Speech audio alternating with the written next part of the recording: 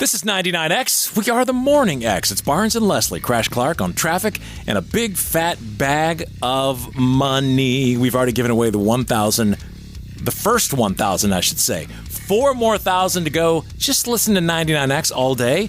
We might even do it again on this show, but first we must Sleaze. It's brought to you by McDonald's. Support local business owners and entrepreneurs in your neighborhood by visiting a nearby McDonald's today. You know, I'm so fascinated by shows that have been on the air like for 22 seasons, like Grey's Anatomy, right?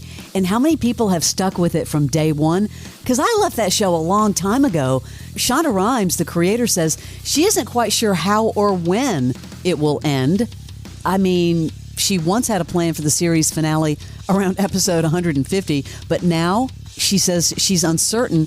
The decision isn't solely up to her. The show's conclusion will also involve input from fans and, of course, the cast, like Ellen Pompey. But have you stuck with a show that long? I haven't. No, certain shows like Homeland or something like that, if it would have stayed around that long, I probably would. Yeah, I think about the shows that I loved, like Breaking Bad. Michael J. Fox has been living with Parkinson's for 35 years now. I didn't realize it had been that long. In a recent interview, he's 64 now, he acknowledges that having Parkinson's for so long makes him somewhat unique regarding his eventual passing. He states, "I don't want it to be dramatic. I don't want to trip over furniture, smash my head. I just haven't had time. I'm too busy to die." And he is busy because you know what came out Tuesday? His book, Future Boy. Yeah, explores his time being cast in Back to the Future during Family Ties. What a wild thing to say. I'm too busy to die. I mean, he's true. It's fact.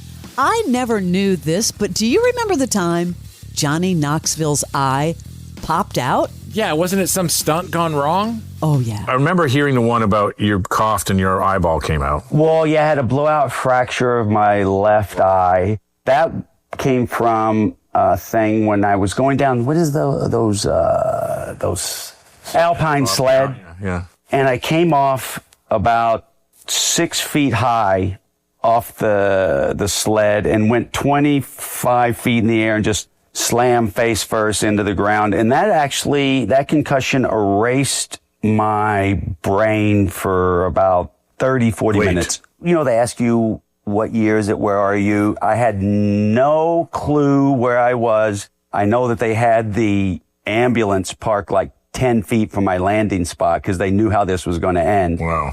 And I get to the hospital, they treat me for a concussion, and I go back to my room and I blow my nose and my eye goes boop. Yeah, and I called the producer. I'm like, hey, can you come get me? My eye just popped out. I'm surprised that through all the years they've not had worse situations than that. I know. Somebody told me Steve-O lives down the street from me. Really? Yeah. That's quite the neighbor to have. I need to kind of figure that one out, right? Okay, I have to bring this up to you because you love all of the reality TV shows, right? Oh, yeah. HGTV is bringing back 12 former contestants from The Bachelor series, including those from spin-offs such as The Bachelorette, The Golden Bachelor, to the famed Bachelor Mansion in a new design competition called Bachelor Mansion Takeover, hosted by Jesse Palmer. It's going to showcase all these contestants, I guess, swapping roses for renovations in a weekly elimination challenge. I'm not even going to say that they've jumped the shark. Will you watch that, Barnes? No. Yeah, it's kind of silly, right? Same with Golden Bachelor. Like, they've lost it. They are just going off on a tangent. The dude that owns that house, I have been to that house before because our friend Ken's the director, and they, offered this dude, I don't know, some crazy amount of money early on to buy the house, and he passed. And then, so now they rent it from him every time they shoot, and they have to pack up all their stuff. It's like behind little locked compartments, and they bring in all these bunk beds. I mean, would you want that going on in your house twice a year? No, and I was really kind of curious because you did say jump the shark, and I agree with you many, many, many times ago. Yeah, long time ago. But I guess now it sounds like they've made some deal with the homeowner that they're going to fix up the place. Yeah. But they're going to turn it into a show. They're going to turn it into a reality show. Nah, no thanks. I never knew this. Keanu Reeves was on with Jimmy Fallon. Guess who used to babysit Keanu Reeves? And that person has confirmed this. I grew up in Toronto, and I lived on this street called Hazelton, and there was a recording studio there called Nimbus 9, and my mother was in costume designing. She was in rock and roll, in the business, and they had friends, and she had friends, and so Alice Cooper, I'm told, babysat me. That's so rad. I mean, I don't know how that could actually possibly happen, but it did. Supposedly. Yeah. Do you remember any part of it at all? I don't know. I was like a little one. 5. Is it true that you used to babysit Keanu Reeves? Yes. Is it really? Yes. We had a studio that I was recording in, and I was staying at the house across the street, and there was this little boy named Key that for 3 hours a day, Mom was still working. I said, I'll take him to the studio. So I take him to the studio, and he'd play with the cat and do all the bass stuff. Didn't find out till later on it was Keanu Reeves. Wow. Little Key. What a crazy babysitter to have. Like, seriously? He doesn't remember it. Speaking of Keanu Reeves, he's very private about his private life. And, of course, everyone's asking, did he marry his girlfriend, Alexandra Grant? So in a new interview, because they've been together a while, he kind of said, well, that wasn't the first time. He kind of joked around about it. And then she previously spoke out about the marriage speculation, calling it fake news.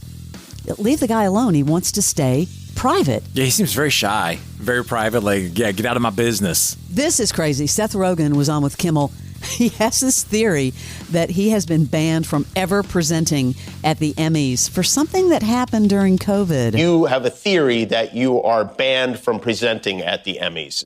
I presented there, I think it was 4 years ago at this point, and I have not been invited back. Let me just remind everyone why you weren't invited back.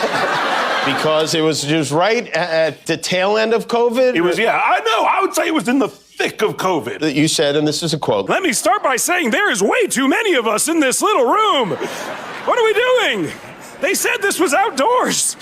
It's not. They lied to us. We're in a hermetically sealed tent right now. I would not have come to this. It's more important that we have 3 chandeliers than that we make sure we don't kill Eugene Levy tonight. That is what has been decided. This is insane. I went from wiping my groceries to having Paul Bettany sneeze in my face.